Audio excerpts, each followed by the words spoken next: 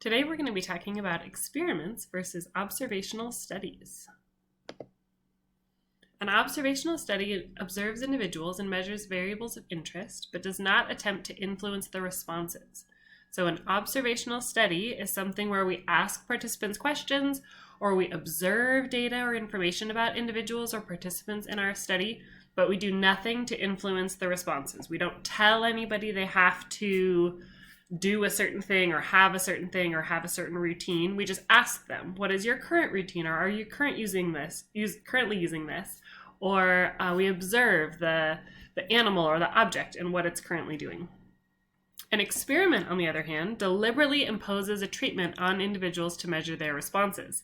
So in an experiment, the researcher tells the participants what they need to do, either what drug they need to take, or what habit they need to have, or for the animals, what conditions they're going to be working under, or for the object, what particular treatment we're going to impose on that object. When our goal is to understand cause and effect, experiments are the only source of fully convincing data. So we have to tell the subjects or the participants what to do, impose that treatment, in order to say that that treatment is actually what caused the result. If we're just observing and marking down what people are already doing or what characteristics the object already has, there could be what's called confounding variables. And confounding variables are other outside influences that are also influencing our results that are not the treatment or not the object of study. The distinction between observational studies and experiments is really important in statistics because it allows us to determine what conclusions we can draw. Can we draw cause and effect? Can we say that taking caffeine makes you happier? Or is it just that all the people that happen to take caffeine also go out in the sunlight, or also get enough sleep, or also have a balanced diet, and that's what's actually making them happier? And that would be an observational study. In an experiment, the goal is to randomly assign our treatments to the subjects. So when you're looking for whether something is an experiment or not, you're looking for that random assignment. So sometimes that random assignment is a control group. Sometimes we have one particular treatment and the other thing is a control where they get nothing, or a placebo, or a neutral. The key is random assignment. Once that treatment is randomly assigned to both groups, then they can receive those treatments and we can compare the results. There are 4 principles of experimental design. The first is comparison. Use a design that compares 2 or more treatments.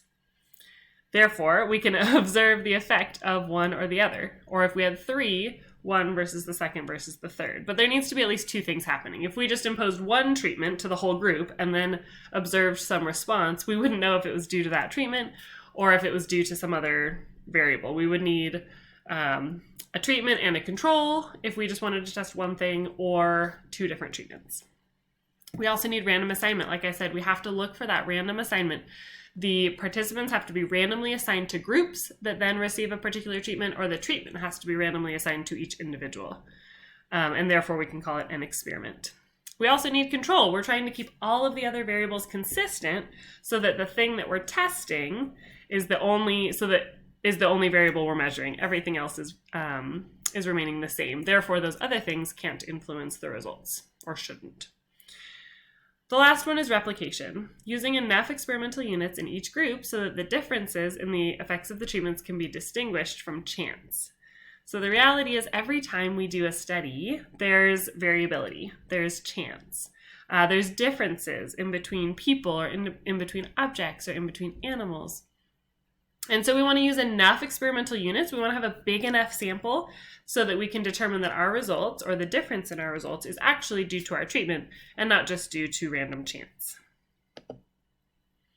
For example, what if an elementary school wanted to know what works best for children to clean their hands after recess? Cleaning wipes, liquid hand sanitizer, or hand washing? We're going to design a completely randomized design experiment for this school to address their goal. Now remember, for an experiment, we need to randomly assign a treatment to participants. So we're going to have to tell the kids which method they're going to use to clean their hands. That's going to be the key feature of our experiment. So our question is, which is the best way to clean hands after recess? Our study type is a completely randomized experiment, and our population of interest is the students that come back from recess. So let's say we take one class from an elementary school. Let's say we use Reed Elementary School in Kuna, and we pick one class. So we're going to do one first grade class with Miss Stevens. Miss Stevens' first grade class. Her outcome of interest is how much bacteria is left on their hands at the end. So Miss Stevens' first graders, they go out to recess, they play, they get all dirty, they come back in. Our first step is going to be to split the kids into groups based on how grubby they are, how dirty they are already. And then we're going to randomly assign kids to the 3 ways: washing hands, hand sanitizer, or cleaning wipes. So we're going to randomly assign which kid is going to do which method. Then we'll swab their hands and measure the bacteria. We could repeat this multiple days. Our possible conclusions are either one way is best, maybe hand sanitizer is the best, or washing your hands in the sink is the best. Maybe all of them are good and we notice a decrease in bacteria from all of them. Maybe none of them are good and actually the bacteria is totally there in all 3 of those different methods.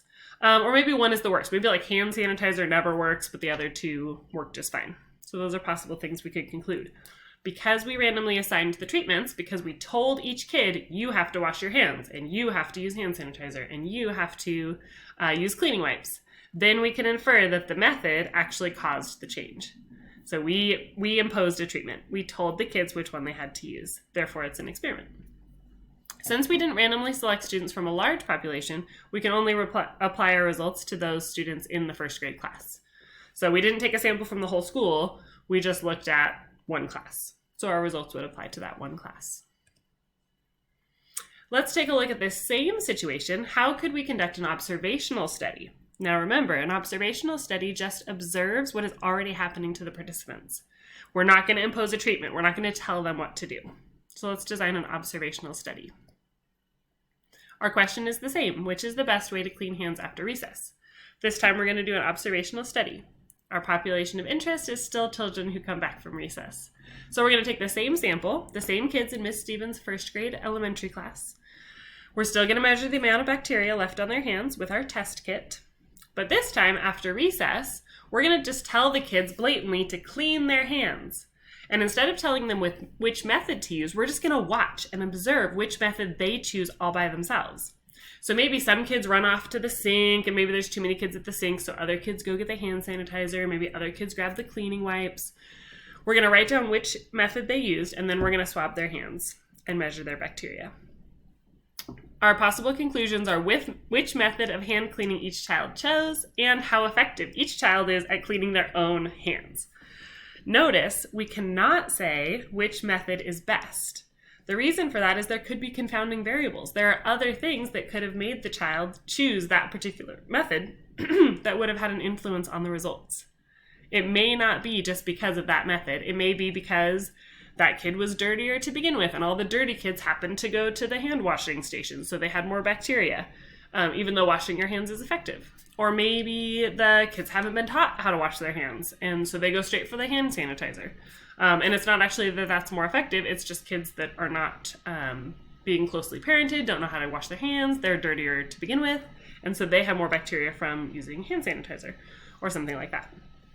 We also did not randomly select the kids from a larger population, so all we can conclude from this observational study is which method of hand cleaning each child chose and how effective each child is at cleaning their own hands.